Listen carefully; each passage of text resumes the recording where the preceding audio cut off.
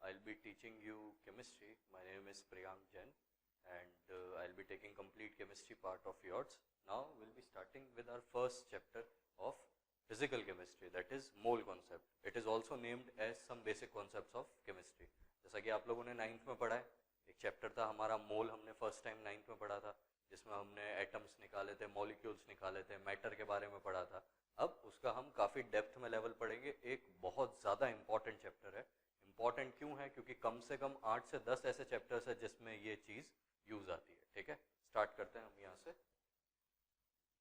ये हमारे lecture number 1 के टॉपिक्स हैं, जिसमें हम पढ़ेंगे matter, their physical and chemical classification and also some important unit conversions. Already ये वाला जो ऊपर का पार्ट है ये हम लोगों ने पढ़ा है, बट थोड़ा सा हम और अच्छे से अंदर डेप्थ में जाके पढ़ेंगे. सबसे पहले फिजिकल क्लासिफिकेशन. पहले मैटर क्या होता है बताइए अपने को. Matter is anything that has mass and occupy space. वही लिखा हुआ है. Matter is defined as anything that occupy space and has mass and it is all around us. ठीक है, बेसिक हमने ये 3 पढ़े हैं ना. Solid, liquid, gas. सॉलिड की क्या प्रॉपर्टी होती है? Definite shape and volume. Liquid की क्या प्रॉपर्टी होती है? कि जो वॉल्यूम है दैट इज फिक्स्ड, लेकिन जो शेप है वो शेप डेफिनेट नहीं होता है. डेफिनेट क्यों नहीं होता? डेफिनेट का मतलब क्या हो गया? फिक्स. वो भी फिक्स, लेकिन इसका जो वॉल्यूम है वो फिक्स कह सकते हैं हम, लेकिन जो शेप है वो फिक्स नहीं होता है. शेप किसके जैसा होता है? जो भी हम कंटेनर में लिक्विड को डालेंगे वो उसका शेप एक्वायर कर लेगा. जैसे पूरा रीड कर लेते हैं. Solids and liquids are more obviously matter, क्योंकि अपने को दिखते हैं. ठीक है, मैटर का मतलब क्या कि कोई भी चीज जिसमें मास हो या उसने स्पेस ऑक्यूपाई किया है, तो कोई भी सॉलिड चीज है या कोई भी लिक्विड चीज है तो वो हमको विजिबल है. गैसेस विजिबल नहीं होती है. ठीक है, आ जाओ इसमें. We can see that they take up space and their weight tells us that they have mass. Gases are also matter. ठीक है, explanation दिया है इसका. If gases did not take up space, a balloon would stay collapsed rather than inflate when filled with gas. Inflate मतलब बड़ा होना. जैसे क्या बोला जा रहा है कि अगर हम गैस फिल करेंगे तो गैस फिल जब भी हम करेंगे, जब भी बलून में गैस फिल करते हैं, मतलब जैसे हमने फूंक मारी फॉर एग्जांपल, या हमने हीलियम गैस फिल की, तो क्या होगा? बलून का साइज बड़ा होता है. अगर गैस स्पेस ऑक्यूपाई नहीं करता तो बलून फूलता ही नहीं. बलून फूलता ही नहीं मतलब क्या हो जाता? कोलैप्स हो जाता. आगे आ जाओ. Solids, liquids and gases are the 3 states of matter commonly found on earth. A solid is rigid and possesses a definite shape, मतलब definite shape and volume लिखा हुआ है यहाँ पे. ठीक है. A liquid flows and takes the shape of a container. Both liquid and solid samples have volumes that are very nearly independent of pressure. A gas takes both the shape and volume of this container. मतलब gas का ना fixed volume होता है ना fixed shape होता है. ठीक है.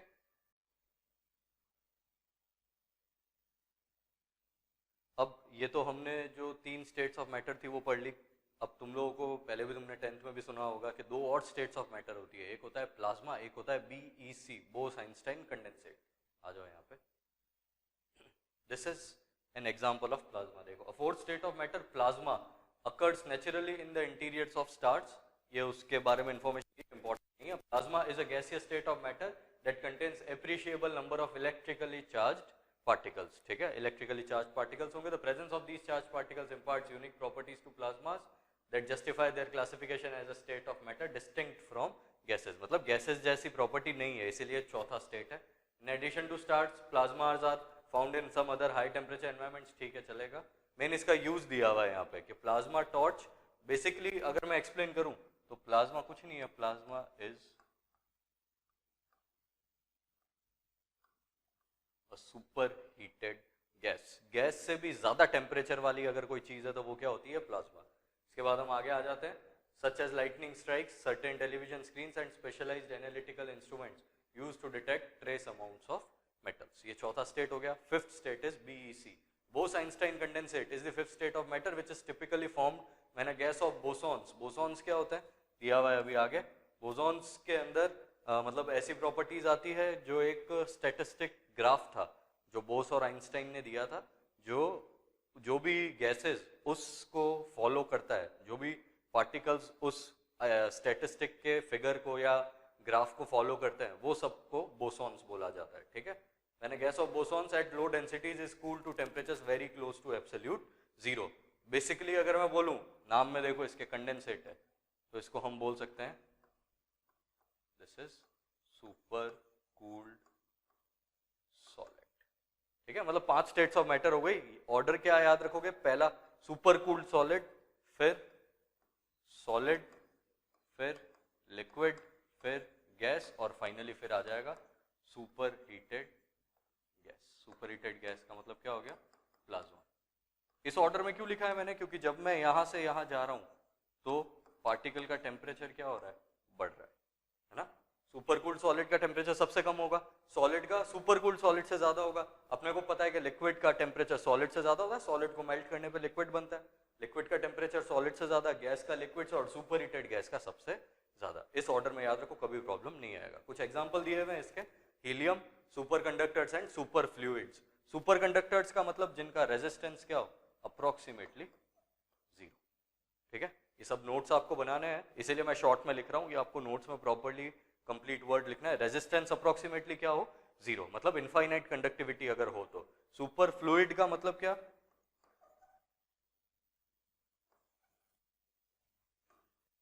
The liquid will flow infinitely. Infinitely का मतलब क्या? कि लिक्विड हमेशा फ्लो करता रहेगा, कभी स्टॉप ही नहीं होगा। ठीक है, ये दोनों एक्चुअली मिलना बहुत डिफिकल्ट है, हाइपोथेटिकल है, क्योंकि कोई भी ऐसी चीज बहुत मुश्किल से मिलती है जिसका रेजिस्टेंस बिल्कुल नेग्लिजिबल हो। ठीक है, कम होता है बहुत में, कभी 1 ओम, कभी 0.5 ओम, 0.2 ओम, ये सब होता है, लेकिन नेग्लिजिबल या जीरो होना नॉट पॉसिबल। सिमिलरली कोई भी ऐसी चीज नहीं है जो हमेशा के लिए क्या करे? फ्लो करे, तो इमेजिनरी चीज है वो। ठीक है, आगे बढ़ते हैं अपन। अभी यहाँ पे जाके अपना फिजिकल क्लासिफिकेशन खत्म हुआ। फिजिकल ये था, फिजिकल क्लासिफिकेशन मतलब कि हम लोगों को देखने में कैसा लग रहा है कि सॉलिड कैसा होता है, लिक्विड कैसा होता है, गैस कैसा होता है।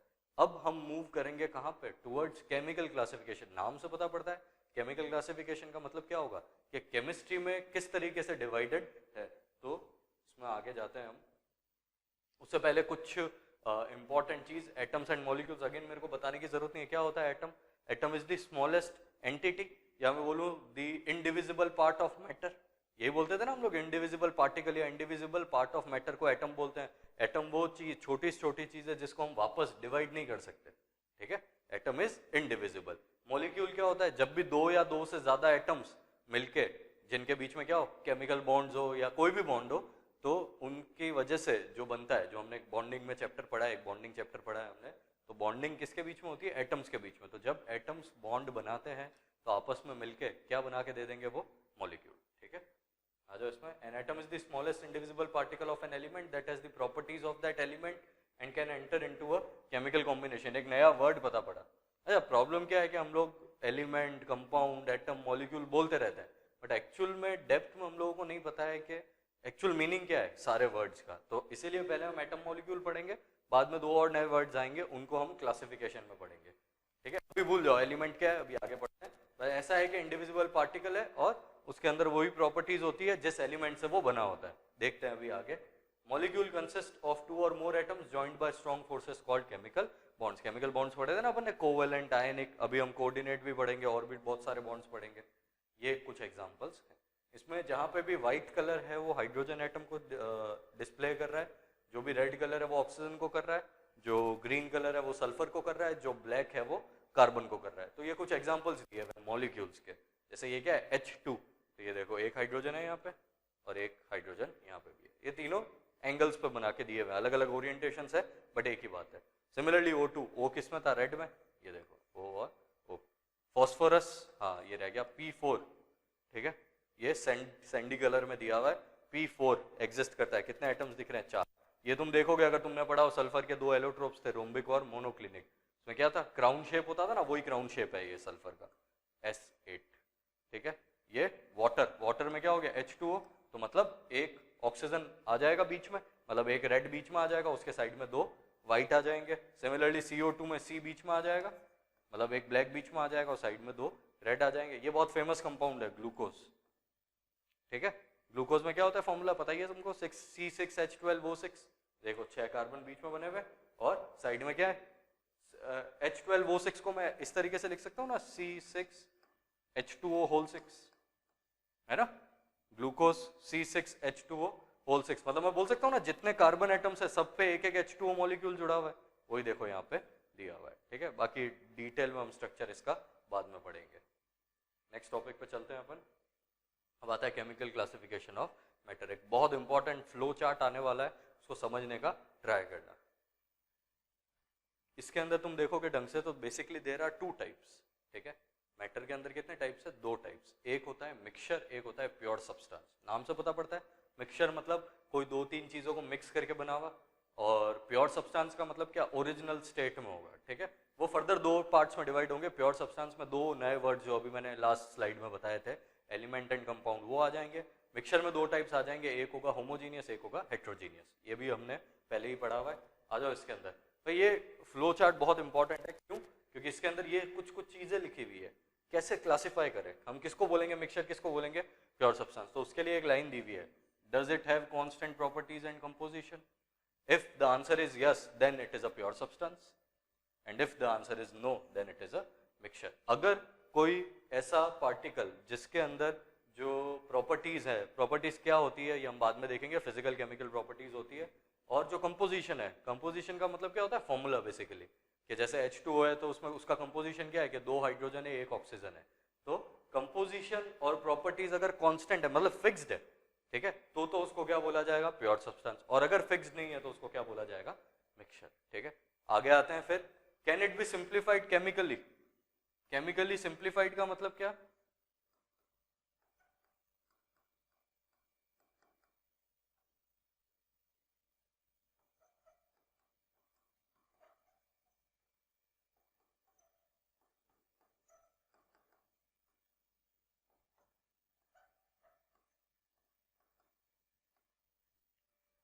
क्या मतलब हो गया? Can it be simplified chemically का मतलब क्या हो गया कि can they B broken into different types in a reaction? मतलब अगर मैं किसी कंपाउंड की रिएक्शन करवाऊं तो क्या वो ब्रेक हो सकता है? तो उसके अंदर अगर आंसर नो है तो एलिमेंट होगा, और अगर आंसर यस है तो कंपाउंड। मतलब compound can be broken further but element can't be broken. तो अभी ये कैसे होगा, इसके जब तक हम एलिमेंट और कंपाउंड के एग्जांपल्स नहीं समझेंगे तब तक हमको कुछ समझ में नहीं आएगा। तो वो अपना अगली स्लाइड में आएगा। इसको अभी के लिए सिर्फ इतना ध्यान रखो कि अगर वो ब्रेक हो सकता है तो वो कंपाउंड है, नहीं हो सकता है तो एलिमेंट है। होमोजीनियस हेट्रोजीनियस में ये अपने को पता ही है, ये सब तो वही है जो हमने 9th में पढ़ा है। Is it uniform through out? क्या किसकी बात हो रही है कि जो पार्टिकल्स हैं क्या वो पूरे मिक्सचर में यूनिफॉर्म होते हैं? अगर यस तो वो होमोजीनियस होगा, और अगर नो तो वो हेट्रोजीनियस होगा। इसमें आई थिंक कुछ बताने की जरूरत नहीं है, बाकी डिटेल में अपन पढ़ते हैं वापस। आगे चलो, pure substance. Pure substance has a constant composition, अभी पढ़ा हमने। Example, any sample of sucrose. Sucrose मतलब जो टेबल शुगर बोलते हैं इसको, फॉर्मूला क्या होता है इसका? C12H22O11 consist of 42.1% carbon, 6.5% hydrogen and 51.4% oxygen by mass. ये परसेंटेज बाय मास कैसे निकालते हैं ये भी हम मोल कॉन्सेप्ट में पढ़ेंगे, तो उसकी चिंता छोड़ो ना, ये वैल्यूज याद करने की जरूरत है।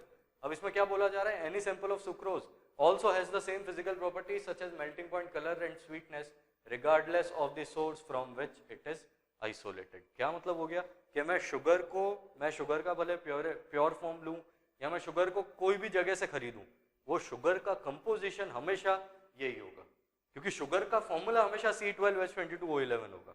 तो इसीलिए इसको क्या बोला जाता है? Pure substance. इसका कंपोजिशन हमेशा क्या रहता है? कांस्टेंट। इसके 2 टाइप्स हैं। We can divide pure substances into 2 classes, elements and compounds। Elements basically क्या होता है? So मैं थोड़ा एक बार वापस हम 10th में जाते हैं। एक चैप्टर था हमारा पीरियोडिक क्लासिफिकेशन। अच्छा, जब अपन ने पहली पीरियोडिक टेबल देखी, अगर तुमको याद हो तो उस पर नाम लिखा हुआ था पीरियोडिक क्लासिफिकेशन ऑफ एलिमेंट्स। कभी भी पीरियोडिक क्लासिफिकेशन ऑफ एटम्स नहीं बोला था। इसका मतलब क्या हो गया कि जो भी, अच्छा पीरियोडिक टेबल के अंदर क्या क्या थे? एटम्स ही तो थे, hydrogen atom, helium atom, lithium atom, मतलब जितने भी एटम्स होते हैं वो सब क्या होते हैं? एलिमेंट होते हैं। एलिमेंट के अंदर 2 टाइप्स आते हैं। पहला टाइप आता है कि जो भी अपने सारे एटम्स है, मतलब जो स्मॉलेस्ट इंडिविजिबल पार्टिकल है, जैसे हाइड्रोजन को डिवाइड नहीं कर सकता ना मैं, हीलियम को डिवाइड नहीं कर सकता ना मैं, क्योंकि फाइनल है कि वो एक ही एटम है, हीलियम भी एक ही एटम है। डिवाइड करने का मतलब उनके बॉन्ड्स को ब्रेक करना। अकेला एटम है तो बॉन्ड कहाँ से बनाएगा? तो उसको डिवाइड तो कर नहीं सकते, तो मतलब वो इंडिविजिबल पार्ट हो गया। तो जो भी एटम थे वो सब क्या होते हैं? एलिमेंट होते हैं, पहली चीज, ठीक है। दूसरी चीज, अगर मैं मल्टीपल एटम्स के केस में बात करूं तो मल्टीपल एटम्स के केस में अगर एक ही टाइप का एटम किस में होगा? अगर एक ही टाइप का एटम एक मॉलिक्यूल में आता है तो ऐसे मॉलिक्यूल जिसमें सिर्फ एक ही टाइप का एटम हो, एक ही टाइप का एटम, जैसे फॉर एग्जांपल ओजोन का फॉर्मूला क्या होता है? O3 में तीनों ऑक्सीजन ही है। ऑक्सीजन गैस, उसमें दोनों कौन है? O2, उसमें भी दोनों ऑक्सीजन है। N2, नाइट्रोजन में भी दोनों नाइट्रोजन है। H2, दोनों हाइड्रोजन है। तो ये सब क्लास ऑफ मॉलिक्यूल्स जो कि एक ही टाइप के, एक ही काइंड के एटम्स कैरी करते हैं, उन सबको क्या बोला जाता है? एलिमेंट। आ जाओ। Pure substances that can not be broken into simpler substances by chemical changes are called elements. अभी बताया था मैंने। क्यों? क्योंकि जब मैं H2 फॉर एग्जाम्पल मैंने ये मॉलिक्यूल लिया, या पहले हम एटम वाला केस मान लेते हैं, जैसे एटम लिया मैंने, अभी मैंने बोला ना कि एलिमेंट वो सारे एटम्स है जो कि इंडिविजिबल है, तो इसको हम आगे ब्रेक नहीं कर सकते ना, they can't be broken down into chemical substance, simpler substances by chemical changes, वो तो पॉसिबल नहीं है। Next example iron, silver, gold, aluminium, copper. Iron मतलब Fe, सिल्वर मतलब Ag, गोल्ड मतलब Au, एल्यूमिनियम मतलब Al, कॉपर मतलब Cu। ठीक है। Next, elements are molecules containing atoms of same kind. ये देखो H2O2 N2O3 एक ही काइंड का एटम है, और कंपाउंड क्या हो जाएगा? डिफरेंट काइंड ऑफ एटम्स होंगे। Pure substances that can be broken down into simpler substances by chemical changes are called compounds. This breakdown may produce either elements or other compounds or both. Compounds are molecules containing atoms of different kind. Example H2O, NH3, SO3। जैसे for example H2O है, तो इसको अगर मैं heat करूंगा तो ये decompose होके H2 प्लस हाफ O2 देता है। सबको पता है अपने को। NH3 है, हमने हेबर्ट्स प्रोसेस पढ़ा है, उसके अंदर भी क्या होता है? N2 plus 3H2। क्या हो रहा है? ये एलिमेंट्स में ब्रेक हो रहा है। ऐसा भी हो सकता है कभी कभी मॉलिक्यूल में ही ब्रेक हो, मतलब कंपाउंड में ही ब्रेक हो। NH4OH, इसको अगर मैं डीकम्पोज करता हूँ तो ये क्या कर रहा है? NH3 प्लस H2O दे रहा है। मतलब इधर क्या है? एक मॉलिक्यूल, एक कंपाउंड ब्रेक हुआ है। किस में ब्रेक हुआ है? एलिमेंट्स में। वही दिया हुआ ना यहाँ पे, chemical changes are called compounds. This breakdown may produce either elements, ऊपर वाले जो दोनों एग्जांपल है वो पर्टिकुलर एलिमेंट्स बना के दे रहे हैं, और अदर कंपाउंड्स, और बोथ। यहाँ पे इसने क्या कर दिया? दो डिफरेंट कंपाउंड्स बना के दिए। तीनों ही कंपाउंड है ना, NH4OH भी कंपाउंड है, NH3 भी कंपाउंड है, और H2O भी कंपाउंड है। ठीक है, आई होप क्लियर है ये। अब हमको एटम, मॉलिक्यूल, एलिमेंट और कंपाउंड में डिफरेंस क्लियर हो जाना चाहिए।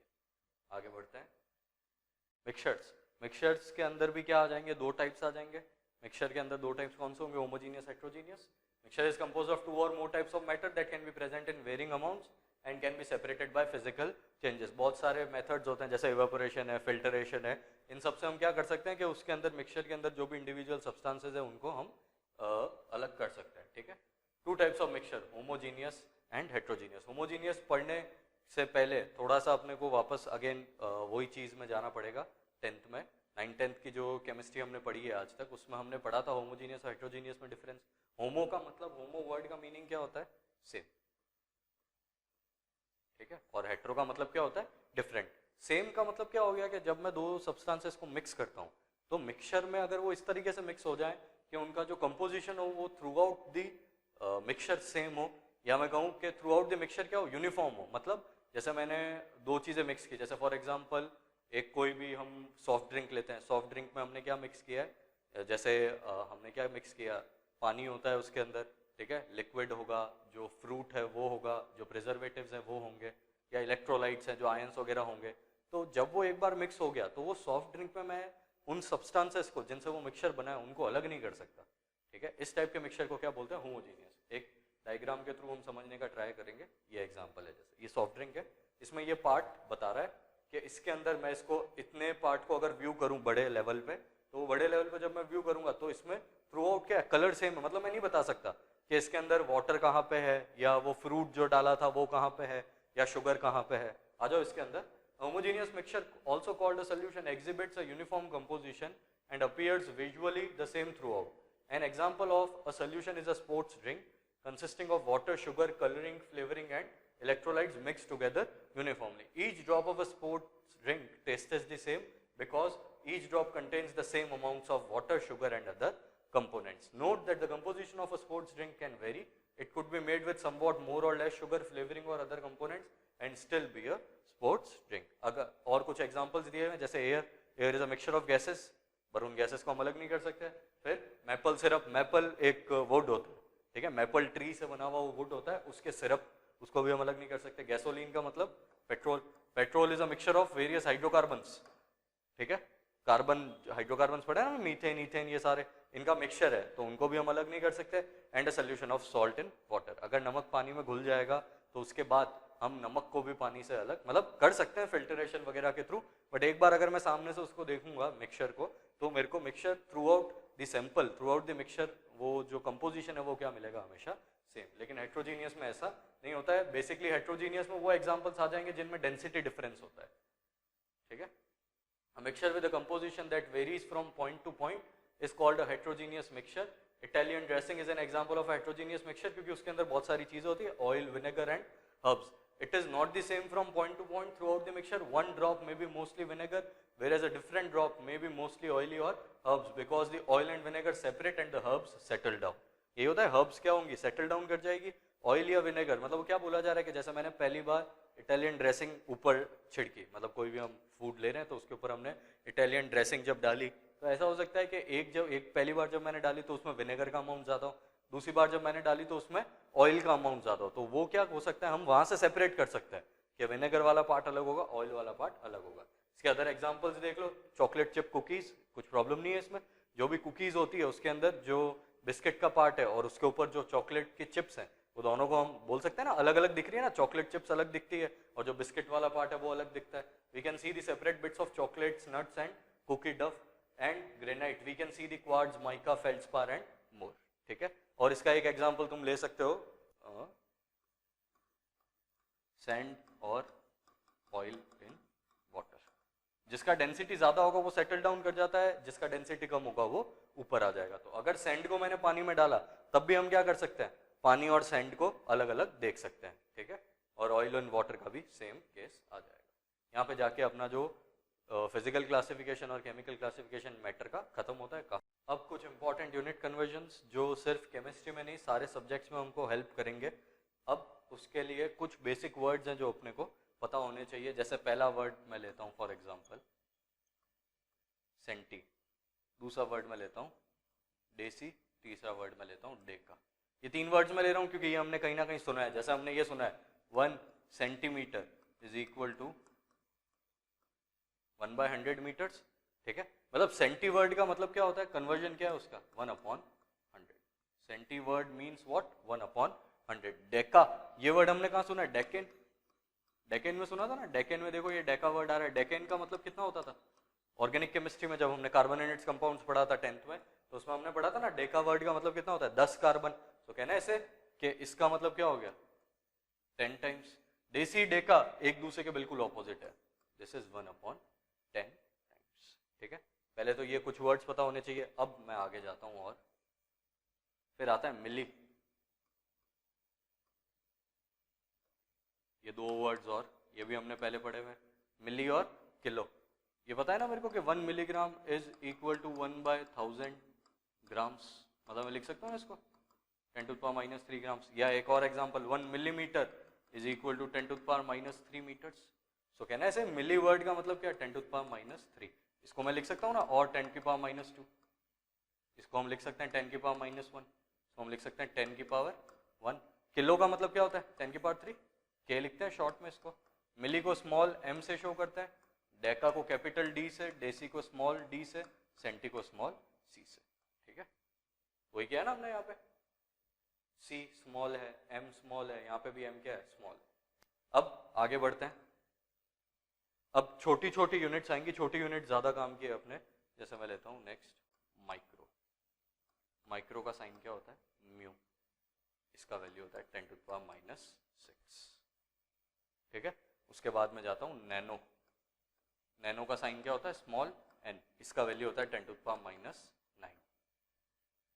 ठीक है। फिर मैं जाता हूँ ए के ऊपर डिग्री का साइन क्या बोलते हैं इसको, आंगस्ट्रॉम। सुना होगा ये तो। इसका वैल्यू होता है 10⁻⁻10। फॉर एग्जाम्पल जैसे मैंने बोला 1 नैनोमीटर का मतलब क्या, मीटर बोला है ना, तो 10⁻⁹ मीटर्स। फिर 1 आंगस्ट्रॉम, ए के ऊपर डिग्री का साइन आता है, इसका वैल्यू क्या होता है 10⁻10 मीटर्स, ठीक है। आगे बढ़ते हैं। ये कुछ कन्वर्जन्स हैं, और भी कुछ कन्वर्जन्स हैं।